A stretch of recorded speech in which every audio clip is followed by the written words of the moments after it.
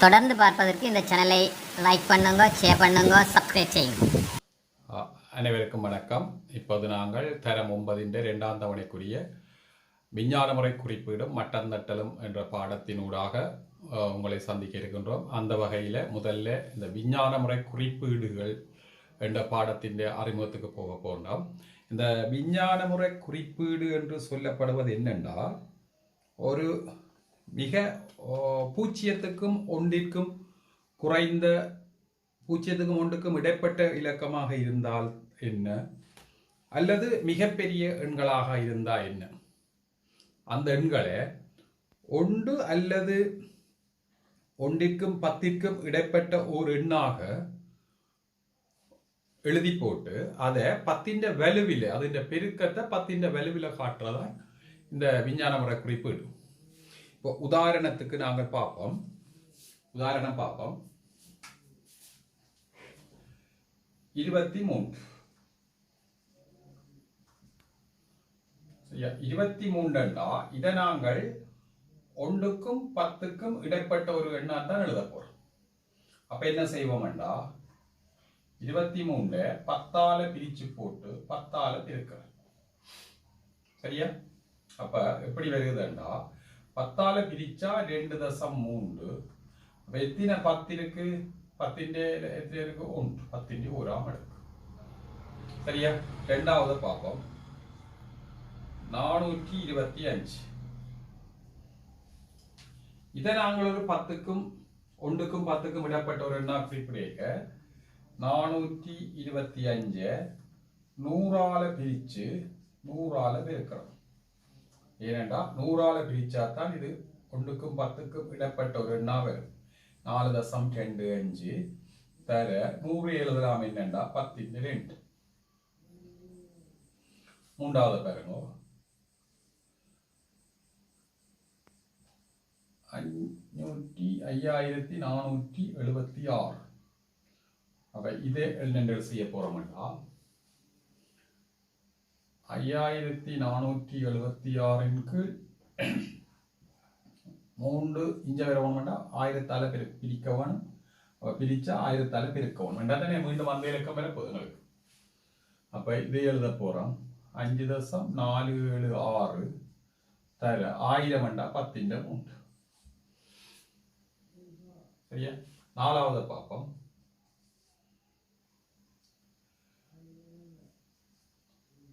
35 போடுறோம்.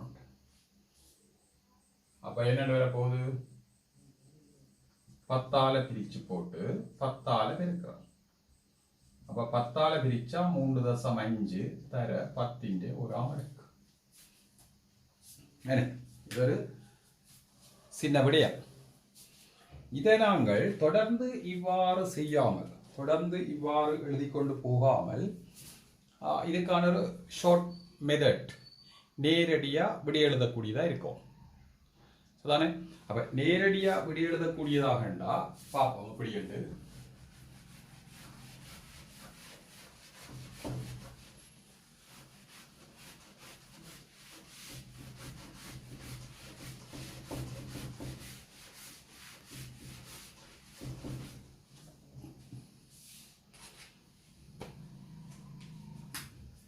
இப்போ ஒரு கணக்கை பார்ப்போம். நாங்கள்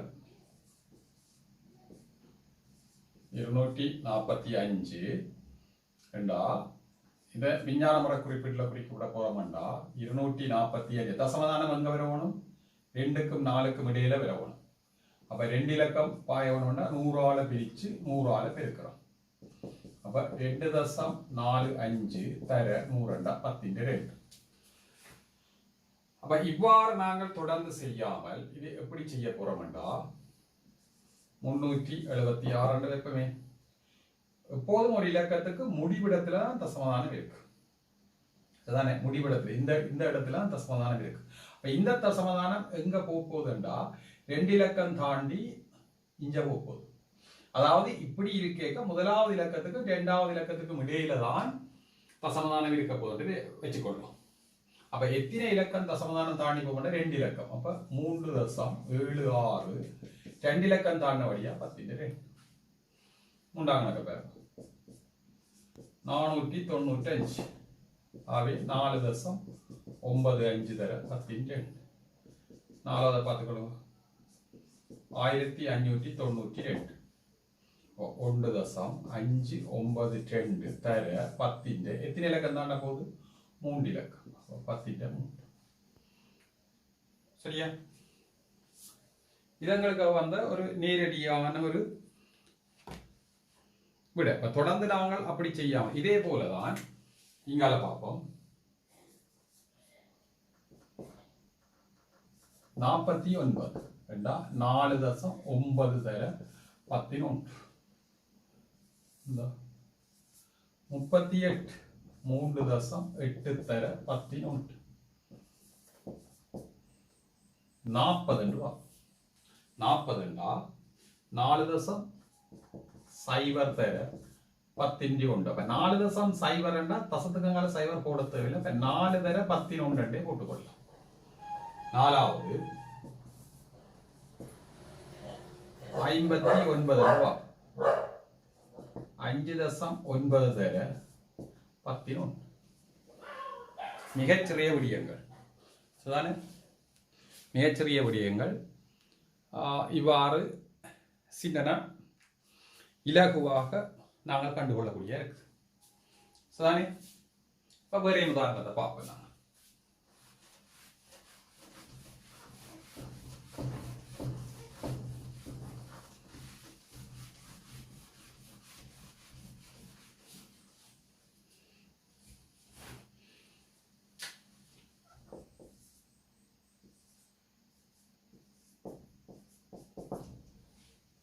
6754 6.754 തര 10 എത്ര ഇലക്കം താണ്ടാ പോകും 3 ഇലക്കം 3 രണ്ടാவது ഭാഗം ഇപ്പൊ എത്ര ഇലക്കം ഇருக்கு മൊത്തം 5 ഇലക്കം ഇருக்கு ദശമസ്ഥാനം ഇഞ്ച വരണം അപ്പൊ 7.4 അങ്കാല കൂടും 5 6 0 അപ്പൊ എത്ര ഇലക്കം താണ്ടി വന്നിട്ട് 4 ഇലക്കം 10 4 മൂന്നാவது ഭാഗം വരും 12.5 ഇപ്പൊ എത്ര ദശമസ്ഥാനം താണ്ട പോകും ഒരു ഇലക്കം தான் താണ്ട പോകും இது தசமதானம் இஞ்சான் இருக்கு இப்ப இதுகளுக்கெல்லாம் தசமதானம் முடிவெடுக்கலாம் இருக்குது இப்ப தசமதானம் இஞ்சதான் இருக்கு அப்போ ஒரு இலக்கம் ஒரு தசமதானம் ஒரு இலக்கம் தான் தாண்ட போகுதுண்டா 1.25 தர 10 நாலாவது பாகம் 43.75 அப்ப என்னது 4.375 தர 10 ஒரு இலக்கம் தான் தாண்ட போகுது 10 சரியா இன்னொன்றை பார்ப்போம்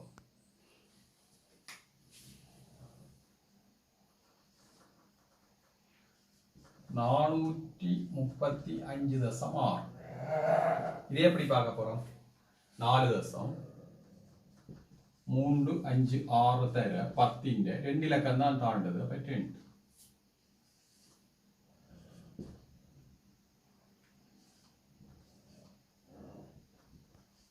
402.5 இதுல சைபர் இருந்தாலும் 2 தசமதானம் தான் நிஜம் வரப்போகுது அப்ப 4.02 தர 5 தர 10 രണ്ടാം മടക്ക് മൂന്നാவது ഭാഗം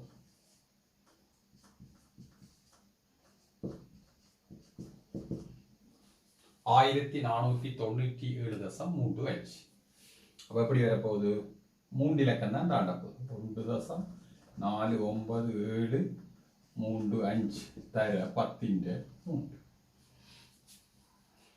இப்படி ஒரு கணக்கு வரப்போகுதா 9 வந்துச்சு 9 இதுல தசம் கிடக்கு இதுல தான் தசம் கிடக்கு இதை விஞ்ஞான முறை குறிப்பிட வேண்டாம் 9 தசம் இதுல தான் கிடக்கு அப்ப போட தேவையில்லை தர 10 இதன் இலக்கம் மாறணும் இல்ல அப்ப பூச்சி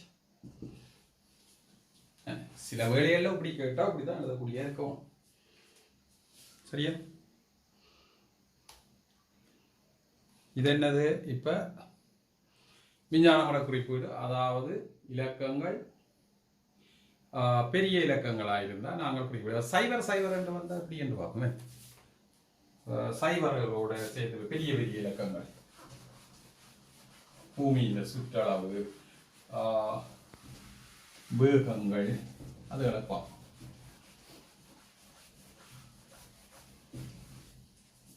எப்படி என்றால்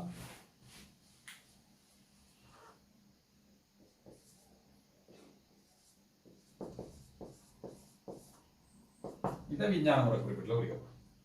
அப்ப எப்படி வரப்போகுதுண்டா 1.35 தர 1 2 3 4 5 6 6 இலக்கம் தாண்டி வரப்போகுது. தர 10 எவ்வளவு 6ஆம் அடுக்கு. இரண்டாவது பாருங்க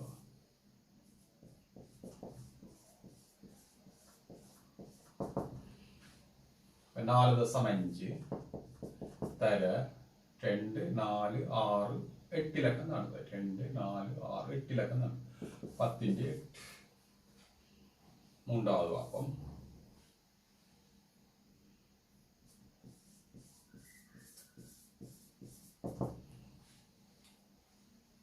இது 1.2 தர 2 4 6 2 4 6 பெரிய இலக்கங்களை நாங்கள் இந்த விஞ்ஞான முறை குறிப்பிட்டுல இப்படி இலகுவாக குறிச்சு காட்டக்கூடியதா இருக்கு. சரிதானே? இன்னொன்று பார்ப்போம்.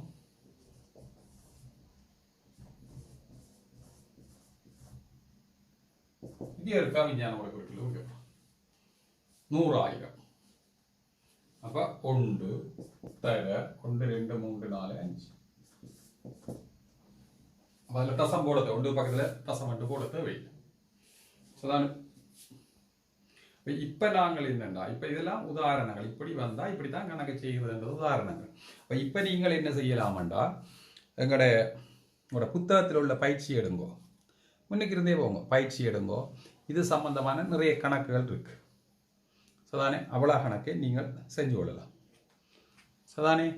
ஒரு பிரச்சனையும் இல்லை, எல்லாம் செய்யக்கூடிய கணக்கு தான் கிடக்கு. நான் சந்தர்ப்பம் பிறகு அதில் உள்ள கணக்குகளையும் நான் சிலதுகளை உங்களுக்கு செய்து காட்டுவேன். சரியா? இப்ப நாங்கள் சைவருக்கும் 1க்கும் இடப்பட்ட எண்களை விஞ்ஞான முறை குறிப்பில் காட்டப்போம். சரியா?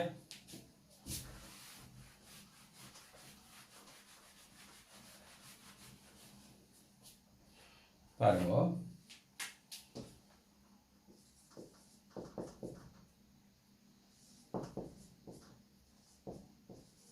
இப்படி இருக்கு 0.453. விஞ்ஞான முறை குறிப்பிட்டுல குறிக்கணும்டா இந்த தசமதானம் இஞ்ச வர வரும். இஞ்ச இருந்து இஞ்ச வர வேணும்டா ஒரு தசமதானம் வரப்போகுது. அப்ப இது ஒரு தசமானம்டா 10ஆல பிரிக்கிறோம். 10ஆல பிரிக்கினா 10ஆல பிரிக்க வேணும். அப்ப எப்படி செய்யப்படும்? 10ஆல பிரிக்கினா ஒரு தசமதானம் இஞ்சால வரப்போகுது. இப்படி பாருங்க 453 சைவர் 3 தசமதானம் வேண்டா 3 தசமதானம் நீக்குங்க. இப்படி வரும். கீழே என்ன கிடக்கு 10. அப்ப என்ன போட போறோம்? 4.53 10ന്റെ ஓராம் அடுக்கு தான். 4.53 10ന്റെ ஓராம் அடுக்கு மேல வரைக்கும் என்ன போகும்? 10ന്റെ மறை ஓராம் அடுக்கு. சரியா? இரண்டாவது பாருங்க 0.08776. இப்ப எத்தனை தசமதானம் இஞ்சல வரப்போகுது? 2 தசமதானம் தான் இஞ்சல வரப்போகுது. 2 தசமதானம் வேண்டாம் 100ஆல தான் இருக்கும். இது 0.876 100ஆல பிரிக்கிறதுண்டா எத்தனால பிரிக்கணும்? 100ஆல பிரிக்கணும். சரியா? 100ஆல பிரிக்கினா 2 தசமதானம் இஞ்சால வரும். அப்ப என்ன போட போறோம்? 8.76 பெருக்கியாச்சு. கீழே 100 கிடக்கு. 100 என்னென்று போடலாம்? 10ന്റെ 2 போடலாம். 10ന്റെ 2ஆம் அடுக்கு. அப்ப 8.76 தர 10ന്റെ மறை 2ஆம் அடுக்கு. இப்படி நாங்கள் ஒவ்வொரு கணக்குக்கும் இந்த செய்ய முறையின்படி செய்து கொண்டு போகலாம். ஆனா நாங்கள் இனி என்ன செய்வோம்டா இப்படியே பிரிச்சு காட்டி பெருக்கி காட்டி செய்யாமல் அப்படின்னா நேரடியாகவும் எழுதக்கூடிய இருக்கு. ஒரு 1000க்கு 3வது கொண்டு செய்து போட்டு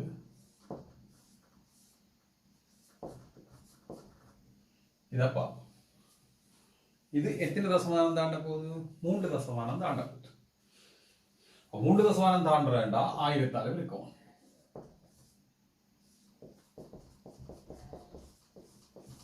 ஆயிரத்தால பெருக்கினா 1000ஆல பிரிக்க வரும். அப்ப தசமதானம் இஞ்சால வந்துடும். 5.4 கீழே 10ന്റെ மூன்றாம் அடுக்கு. அப்ப 5.4 தர 10ന്റെ மறுமூன்றாம் அடுக்கு. சரியா? இது சிம்பிளாகவே வந்து நாலாவது இன்னொன்று இதோட செய்த வழியை நாங்கள் நேரடியாக போடுறோம். 0.7 0.7 ஒரு தசமதானம் தான் இங்கே வரப்போகுது. அப்போ 7 தர 10ன் மறையும் நேரடியாக போட்டுவிடும். என்ன? அப்ப இதை நாங்கள் நேரடியாக எடுக்கக்கூடியதாக கிடக்கு. சரிதானே? நேரடியாக நாங்கள் இதுக்கானபடியே பெற்றுக்கொள்ள முடியா இருக்கு. ஆகவே தொடர்ந்து நாங்கள் இதுக்கான பயிற்சிகளை செய்வோம். இதை போல கணக்கு வந்து உங்களோட புத்தகத்தில் இருக்கு. இப்போ நீங்கள் அந்த பயிற்சிகளை செய்யலாம். சரிதானே? தொடர்ந்து நாங்கள் அந்த பயிற்சியை செய்யலாம். இப்போ விஞ்ஞான முறை குறிப்பீட்டில் எங்களுக்கு புக்கில் உள்ள ஒரு 1-2 கணக்குகளை பார்ப்போம் நாங்கள். சரிதானே? அட்டவணையிலாம் போட்டு காட்டியிருக்கிறோம். அட்டவணையில் உள்ளதை போட்டு காட்டியிருக்கிறோம். அதுகளை செய்யலாம். சரியா? இப்போ இதில் கொஞ்சம் கணக்கை செய்வோம். நாங்கள் நேரடியாக எழுத கேட்ட மாதிரி இதில் கொஞ்சம் கணக்கை செய்வோம்.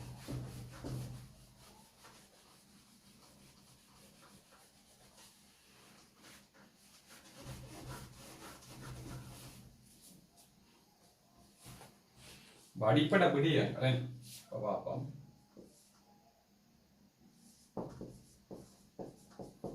ஒரு தசமானம் பெறப்போகுது 7.64 தர 10ന്റെ மறையும் நேரடியாக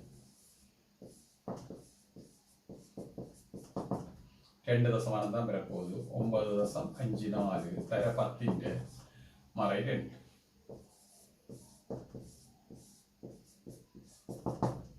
எத்தனை தசமானம்? 3 தசமானம் பெறப்போகுது. அப்ப 4.5 தர 10ന്റെ மரம் 3.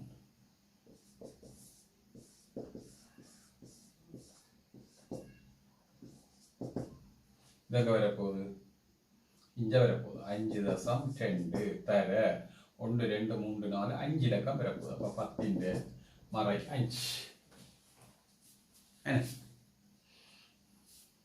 അടുത്തത് അഞ്ചാவது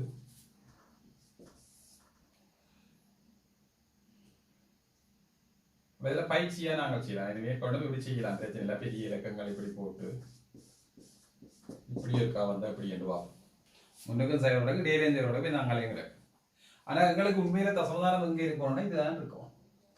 2.005 தர அப்போ 3 இலக்கம் தான் தாண்டி வந்தது. 10ന്റെ மரம் 3 தான். இப்படி இடக்கிற புத்தகத்தில் கணக்கு போட்டிருக்கணும். இடையில பூச்சியத்தை போட்டு எவ்வாறு கணக்கு செய்யறதுன்றதை போட்டிருக்கணும்.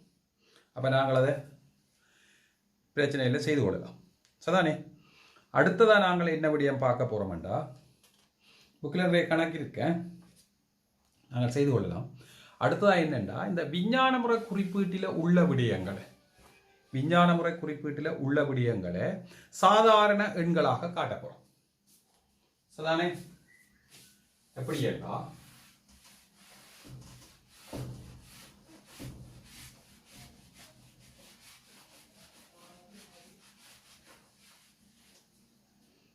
பார்ப்போம். இப்படி ஒரு இலக்கம் இருக்கு.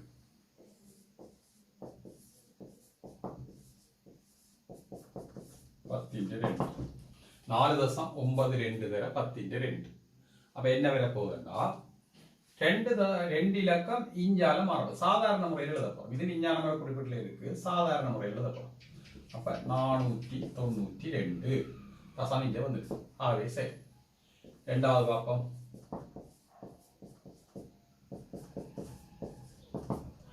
5.645 தர 10.2. இது 2 தசமதானம் தான் இஞ்சால வரப்போகுது. எப்படி வரப்போகுது? 564.5. சரியா? மூன்றாவது பார்ப்போம்.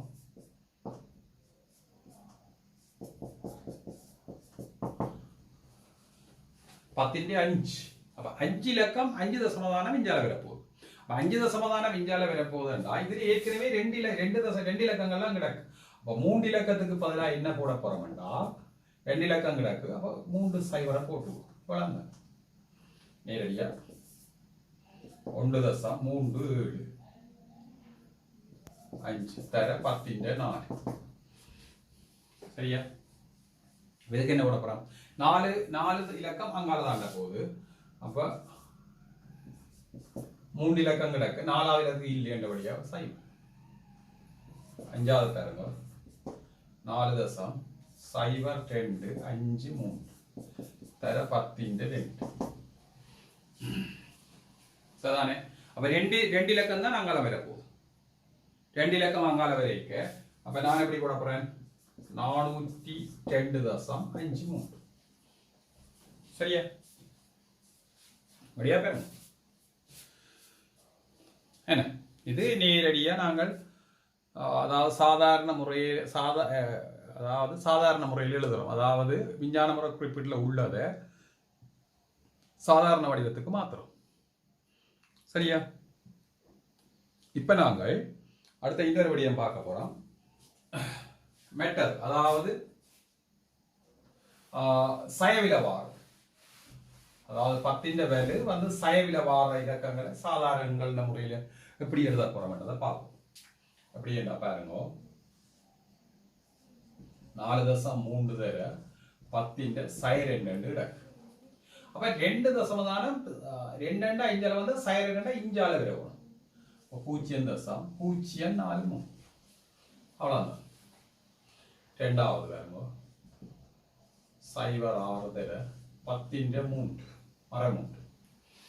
அப்ப 3 இலக்கம் இஞ்சால தாண்டா போகுது. 3 இலக்கம் இஞ்சால தாண்டா 1 இலக்கம் கிடக்கு. அப்ப 2 இலக்கம் வில வேணும் வேண்டாம். 0.000506.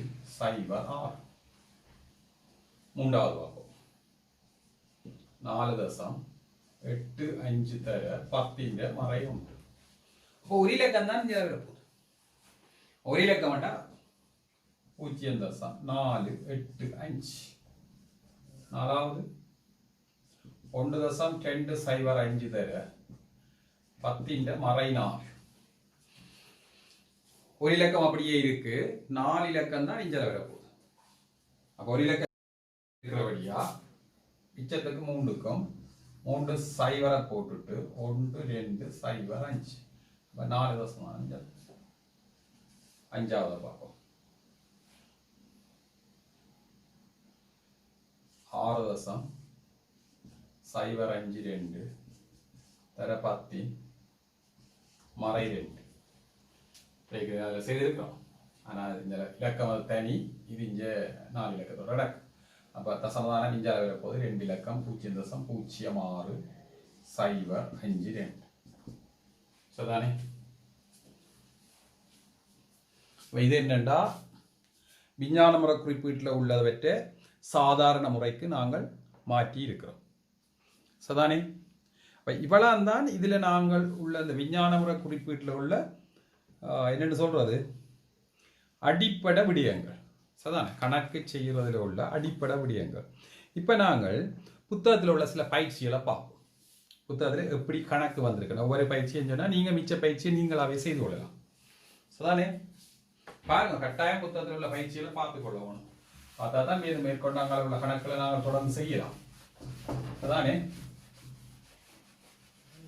அப்படியெல்லாம் இப்ப புத்தகத்தில் இருக்கு, புவியின் நிலப்பரப்பு 1.488 தர 10 8ஆம் அடுக்கு சதுர கிலோமீட்டர். இத சாதாரண முறையில் திரட்டாம். புவியின் நிலப்பரப்பு 1.488 தர 10 8ஆம் அடுக்கு தந்திருக்கு. இதை சாதாரண வடிவத்தில் திரட்டாம். அப்ப என்ன பார்க்க போறோம்? இதுல 3 இலக்கம் இருக்கு, மொத்தம் 8 இலக்கம் 8.5 வரும். அப்ப 3 இலக்கம். அப்ப அதுக்காக எத்தனை சைவர் வரணும்? 5 சைவர் வரும். அவ்வளவுதான். இது புக்கில உள்ளூர கணக்கு. சரிதானே? இதே போல 2 கணக்கு இஞ்சால இருக்கு, நீங்கள் அதை பார்த்துக் கொள்ளலாம். சரியா? இது ஒரு வடிவத்தில் கிடக்கு. அடுத்ததை பார்ப்போம். ஒவ்வொரு எண் சோடியிலும் இருந்து பெரிய எண்ணை தெரிவு செய்க. உதாரணத்துக்கு இப்படி இருக்கு பார்ப்போம். 2.1 தர 10 4 3.7 தர 10 மறை 3.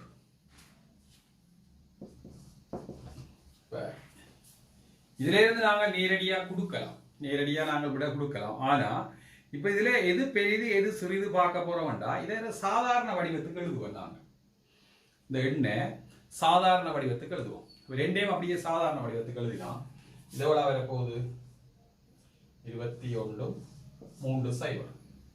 இது எவ்வளவு வர போகுதுண்டா 0.0037. இதுல எது பெரிதாண்டா இதுதான் பெரிது, எல்லாருக்கும் தெரியும். ஆகவே இதுல இருந்து எது பெரிதா வரும்? இதுல சரியா? புக்ல இருக்கு. இது ஒப்பிட்டு பார்த்து நாங்கள் சொல்றோம். சரிதானே? ஒப்பிட்டு பார்த்து, அதாவது அதன் பெருமானங்களை கண்டு போட்டு சொல்றது. இப்ப இன்னொன்று விடாக்கு 2.1 தர 14. அங்கால விடக்கு 3.7 தர 13. இப்ப இதுல எது பெரிது சிறிதுன்னு பார்த்தா இங்க 14ஆம் மடக்கு 13ஆம் மடக்கு ஓரளவு நாங்கள் கெஸ் பண்ணி சொல்லக்கூடிய அளவுக்கு தெரியும். இருந்தாலும் நாங்கள் என்ன செய்வோம்? சாதாரண வடிவத்துக்கு மாற்றுவோம். 21 3 0. இது 37 2 0. அப்ப இது 21,000 3000. எது பெரிது? இதுதான் பெரிது. எது பெரிதுன்னா எது பெரிது? இதுதான் பெரிது. என்ன முதல்ல வேற கணக்குகள் இருக்கு புக்கில். நாங்கள் அதை என்ன செய்யலாம்? மாற்றியம் வச்சு கொள்ளலாம். என்ன மற்ற சாதாரண வடிவத்தில் கணக்கு இருக்கு, அதையும் செய்து கொள்ளலாம். சரியா? ஓகே. மற்ற கீறிட்ட இடம் நிரப்புன்னு சொல்லி சில கணக்கை போட்டிருக்கணும். அதே வடிவம் தான், புத்தகத்தில் உள்ள பயிற்சி தான். கீறிட்ட இடத்தை நிரப்புன்னு சொல்லி போட்டு சில கணக்குகள் வடிவங்களை போட்டிருக்கணும். பாருங்க, அதுல ஒரு கணக்கை செய்து காட்டுறோம், ஒரு கணக்கு 2 கணக்கை செய்து காட்டுறோம்.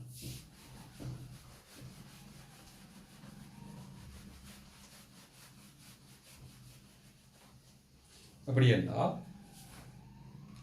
இப்ப பாருங்க 6.02 தர 10 சரியா? இப்படி ஒரு கணக்கை போட்டிருக்கணும். அங்கால டேஷ் டேஷ் போட்டுக்கிறாங்க. இதுல டேஷ் டேஷ் டேஷ் போட்டுக்கிறோம். இதுல ஒரு டேஷ் டேஷ் போட்டுக்கிறாங்க. அடுத்த வழியில ஒரு டேஷ் டேஷ் போட்டுக்கிறோம். அப்ப நாங்கள் என்ன செய்ய வேணும்? இதால இருக்கு. அப்ப என்னது? 6.02 தர 10. 10 10. 10ஆல பெருக்கினா என்ன வர போகுது? 1.5 இருப்ப. அப்படி என்ன? 60.2. அவ்வளவுதான்.